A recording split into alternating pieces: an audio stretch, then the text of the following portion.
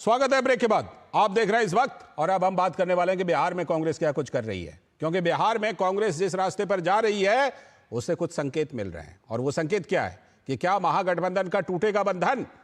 बिहार में कांग्रेस ने कन्हैया कुमार को आगे करके शुरू कर दिया है अलग से अपना कार्यक्रम। राज्य में विधानसभा चुनाव से पहले कांग्रेस ने बिहार में पलायन रोको नौकरी दो इस नाम से पदयात्रा शुरू की है, लेकिन कांग्रेस के कन्हैया कुमार की सक्रियता ने महागठबंधन की सहयोगी आरजेडी की परेशानी बढ़ा दी है। कांग्रेस के कन्हैया कुमार और पप्पू यादव को एक्टिव करने से तेजस्वी यादव परेशान हैं, असहज हैं। बिहार में महागठबंधन और देश में इंडी गठबंधन के अस्तित्व पर एक बार फिर से इससे सवाल खड़ा हो गया है। कन्हैया कुमार को बिहार की राजनीति में सक्रिय करने का आरजेडी हमेशा से विरोध करती रही है, लेकिन कांग्रेस के अंदर भी कन्हैया कुमार के नाम पर विरोध है। बिहार कांग्रेस के जो अभी मौजूदा अध्यक्ष हैं अखिलेश प्रसाद सिंह, वो नहीं चाहते हैं कि आरजेडी से दूरी हो, और दूसरी तरफ बिहार का जो प्रभार मिला है जिनको कांग्रेस नेता कृष्णा अल्लावारू को, उन्होंने आरजेडी से दूरी बना रखी है। तो बिहार में शुरुआती दुविधा और कशमकश के बाद क्या कांग्रेस ने अकेले चलने की नीति बना ली है क्या? हरियाणा और दिल्ली की तरह बिहार में भी कांग्रेस ने चुन ली है अलग राह क्या? और क्या आने वाले दिनों में कांग्रेस ऐसी ही उत्तर प्रदेश समेत तमाम राज्यों में एकला चलो रे की नीति पर आगे बढ़ने वाली है?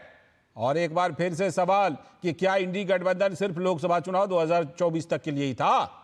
सवाल कुछ और हैं, कुछ और भी हैं कि बिहार में इस बार कांग्रेस को सीटें कितनी मिलेंगी। पिछली बार बहुत ज्यादा सीटें मिली थी, अब तेजस्वी यादव कह रहे हैं उतनी सीटें नहीं देंगे।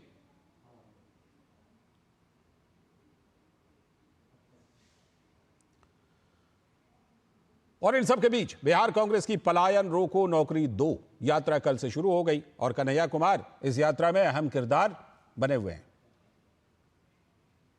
बिहार का भविष्य या किसी भी समाज का भविष्य उस समाज का नौजवान होता है, तो नौजवानों का पलायन रुके और उनको जो है बेहतर शिक्षा मिले, बेहतर नौकरी मिले, बेहतर जो है जीवन जीने के तमाम बुनियादी संसाधन उपलब्ध हो और हर बिहारी आत्मसम्मान से अपनी जिंदगी जी सके, इसलिए यात्रा। तो इस पर जेडीयू के नेता नीरज कुमार का कहना है कि कन्हैया कुमार को तो आरजेडी से पूछना चाहिए कि क्या रोजगार का मतलब संपत्ति सृजन होता है। कांग्रेस पार्टी यह सवाल जरूर पूछेगी कि रोजगार का मतलब संपत्ति सृजन तो नहीं होता, तो तेजस्वी यादव से यह सवाल पूछना चाहिए कांग्रेस पार्टी के कन्हैया को कि आखिर क्या कारण है कि 43 बीघा 12 कट्ठा 16 दूर केवल पटना में 468 करोड़ की संपत्ति आखिर आई कहां से। और हमें ये लगता है कि ये पूरी पदयात्रा पर तेजस्वी यादव अपना नजरिया नहीं पेश कर रहे हैं, ज़्यादा असहज महसूस कर रहे हैं कि राजनीति की दुकान में एक नया किरदार आ गया, अब उनके परेशानी का सबब बना है। तो परेशानी का सबब बना है और जेडीयू और बीजेपी इस पर चुटकी ले रही है। मधुरेश नारायण पटना से हमारे संवाददाता जुड़ चुके हैं इस पर और ज्यादा जानकारी और विश्लेषण के साथ। मधुरेश, कन्हैया कुमार अपना आखिर शुरुआत में थोड़ी सी कांग्रेस के मन में हिचक थी, आरजेडी के प्रेशर में आ रही थी, लेकिन अब क्या कांग्रेस ने उस बंधन को, उस हिचक को तोड़ दिया है और कन्हैया कुमार के इस तरह से सक्रिय होने के बाद, आगे आने के बाद महागठबंधन में, आरजेडी में भी परेशानी और कांग्रेस के अंदर भी परेशानी है क्या? हाँ बिल्कुल, जैसे ही कन्हैया कुमार का बिहार में आगमन होने की सूचना हुई तो बिहार में कांग्रेस ही अपने आप में दो खेमे में बट गई है। एक जो खेमा है वो अखिलेश प्रसाद जो कांग्रेस अध्यक्ष है उनके साथ है, वो जो खेमा है वो कतई नहीं चाहता है कि कन्हैया यहाँ पर आए और कैंपेन करे।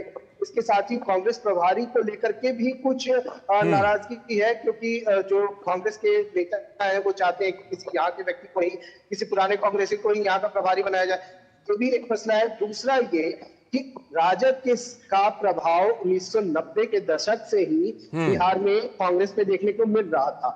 अब कांग्रेस इस प्रभाव से बाहर निकलने की कोशिश कर रही है, जिससे सबसे ज्यादा परेशानी खुद राजद को ही है, तेजस्वी यादव को है और लालू प्रसाद को भी है, क्योंकि लालू प्रसाद कतई नहीं चाहते हैं कि उनके बेटे के अलावा बिहार में कोई दूसरा युवा चेहरा किसी भी पार्टी का सामने आए। और कन्हैया अपने आप में एमएसयूआई के नेता होने के साथ ही एक अच्छी पकड़ रखते हैं, खास करके बेगूसराय के कुछ कंस्टिट्यूएंसी।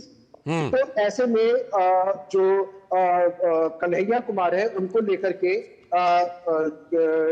ये ठीक है। जो नाराजगी है वो राजद में मधुरेश, देखने को मिल रही है। इस बीच में एक चर्चा ये भी थी कि पिछली बार जितनी सीटें कांग्रेस को मिली थी ना, उतनी सीटें देने के लिए तेजस्वी यादव तैयार नहीं है।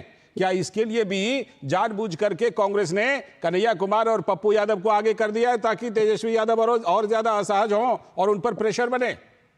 हाँ बिल्कुल, ये प्रेशर पॉलिटिक्स जो है तेजस्वी के ऊपर में लोकसभा चुनाव के बाद से ही देखने को मिला था, जब अखिलेश प्रसाद ने खुले मन से कह दिया था कि इस बार हम 100 सीटों पर चुनाव लड़ेंगे। जिसके बाद तेजस्वी ने खुलकर बयान दिया था और कहा था कि पिछले बार जिसका नेतृत्व जैसा रहा था उसके अनुसार ही उसको सीट दी जाएगी। और पिछले बार की बात करें तो कांग्रेस को 70 सीट महागठबंधन की तरफ से मिली थी, जिसमें कि मात्र 19 सीटों पर बहुत ही खराब स्ट्राइक रेट रहा था कांग्रेस का। बिल्कुल सही कह रहे हैं।